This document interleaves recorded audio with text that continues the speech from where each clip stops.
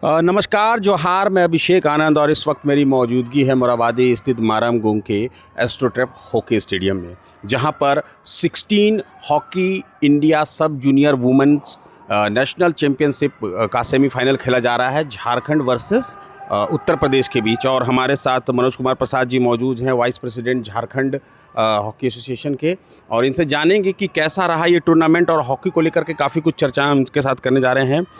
मनोज जी, आपका बहुत बहुत स्वागत है प्रभात खबर में। धन्यवाद। तो क्या रहा इस टूर्नामेंट में? ये टूर्नामेंट हॉकी इंडिया के द्वारा 1 अप्रैल से शुरू की गई है। हॉकी झारखंड सरकार के सहयोग से प्रतियोगिता चल रही है, जिसमें देश के विभिन्न राज्यों से कुल 28 टीम भाग ली थी और उसका आज ये दूसरा सेमीफाइनल मैच झारखंड और उत्तर प्रदेश के साथ चल रहा है। इससे पूर्व मध्य प्रदेश और उड़ीसा के बीच जो सेमीफाइनल मैच खेला गया, जिसमें मध्य प्रदेश की टीम 2-1 से विजयी रही।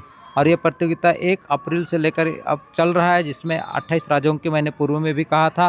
और ये तीन कैटेगरी में हुआ, ए डिवीज़न, बी डिवीज़न और सी डिवीज़न। जो टॉप के 12 टीमें रहती हैं वो ए डिवीज़न में रहती हैं। उसके बाद सेकेंड में 10 टीमें थी जो बी डिवीज़न में थी, और बाकी 6 टीमें थी सो सी डिवीज़न में थी। तो ये डिवीज़न के जो प्रथम, द्वितीय, तृतीय जो रहते हैं उनका आपस में फाइनल की ओर जाता है। और ए डिवीज़न के जो सबसे नीचे पायदान पर 2 टीम रहती है सो अगले वर्ष बी डिवीज़न में चली जाती है, और बी डिवीज़न की जो ऊपर टीम रहती है 2 टीम वो ए डिवीज़न में आती है। और उसी प्रकार बी डिवीज़न के जो नीचे पायदान में रहती है वो टीम सी डिवीज़न में चली जाती है, और सी डिवीज़न के जो ऊपर की टीम रहती है वो बी डिवीज़न में क्वालिफाई करती है अगले वर्ष। तो इस तरह ये प्रतियोगिता हो रहा है। ये हमारा मैच जो चल रहा है उत्तर प्रदेश और झारखंड, और विगत 3 वर्षों से झारखंड टीम चैंपियन रही है, और ये अभी फिर चैंपियन बनने के लिए, फाइनल खेलने के लिए अभी उत्तर प्रदेश को पराजित करना पड़ेगा।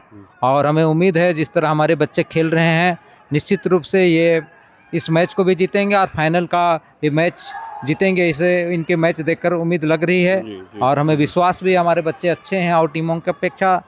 तो मनोज जी, एक चीज़ आपने जो कहा कि लगातार 3 वर्षों से जो झारखंड की टीम है वो जीतते आ रही है, और हम सब जानते हैं कि हॉकी जो है वो झारखंड के लिए कितना खास है, कितने दिग्गज झारखंड ने दिए हैं, चाहे पुरुष हॉकी हो या फिर महिला हॉकी की बात करें, तो हर जगह मतलब टैलेंट है।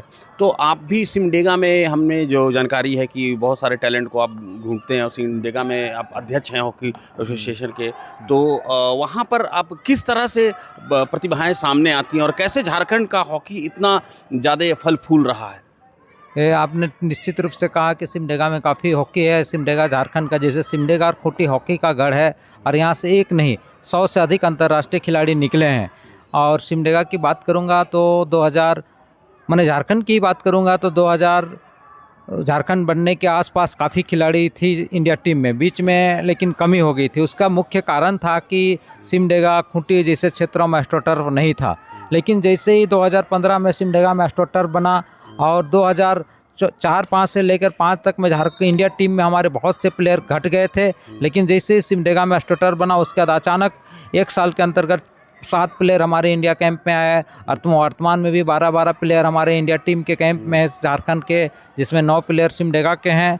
तो ये कायाकल्प एक तरह से हमारे झारखंड के जो खूंटी और सिमडेगा जैसे क्षेत्रों में खेल को आगे बढ़ाने वाले समर्पित प्रशिक्षकों, खेल आयोजकों और विभिन्न समर्पित समाज सेवियों के सहयोग से ही हो पा रहा है। वे अपने गाँव में लगातार अभ्यास करा रहे हैं। सरकार के द्वारा भी कई सेंटर खोले जा रहे हैं, जिसे, परंतु सरकार के द्वारा जो सेंटर खोले जाते हैं उनमें वही बच्चे आते हैं जो ट्रायल होता है, और जो कुछ सीखे रहते हैं उन बच्चों का ट्रायल होता है। तो एक तरह बोलेंगे सरकार का जो सेंटर होता है गंगा नदी कहलाएगा, और गंगा नदी के सहायक जो है गांव में जो विभिन्न प्रशिक्षण सेंटर हैं, और जो स्थानीय लोग जो प्रशिक्षण देते हैं, खिलाड़ियों को सपोर्ट करते हैं, उनके होता है। तो सिमडेगा और खूंटी क्षेत्र में बहुत से ऐसे लोग हैं, और जो हमेशा गंगा की सहायक नदियाँ बन रही हैं, जिसके कारण है कि इस क्षेत्र से लगातार प्लेयर निकल रहे हैं। वो अभी वर्तमान में जो हम सब जूनियर मैच देख रहे हैं, इसका ट्रायल हुआ था तो झारखंड के 100 से अधिक खिलाड़ी इसमें भाग लिए थे, और एक ज़माना था कि 35-33 लोग भाग लेते थे।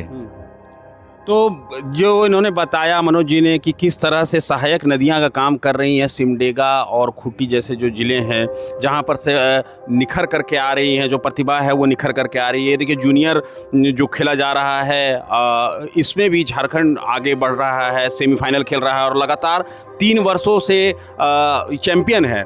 तो हम उम्मीद करते हैं कि ये मुकाबला तो झारखंड जीते ही, और आने वाला जो समय हो हॉकी को लेकर झारखंड का ही समय हो, इसके साथ ही अन्य जो गेम्स हैं उस पर भी बेहतर करे झारखंड। हमारी यही उम्मीद है, हमारी यही कामना है। हम झारखंड हॉकी को लेकर के काफ़ी कुछ खबरें करने जा रहे हैं आने वाले दिनों में, और आपको हम दिखाएंगे विभिन्न जिलों से कि किस तरह से ये खिलाड़ी जो देश दुनिया में नाम रोशन कर रहे हैं वो तैयार किए जा रहे हैं। फिलहाल इतना ही, मुझे दीजिए इजाज़त, मगर जुड़े रहें प्रभात खबर डिजिटल के साथ।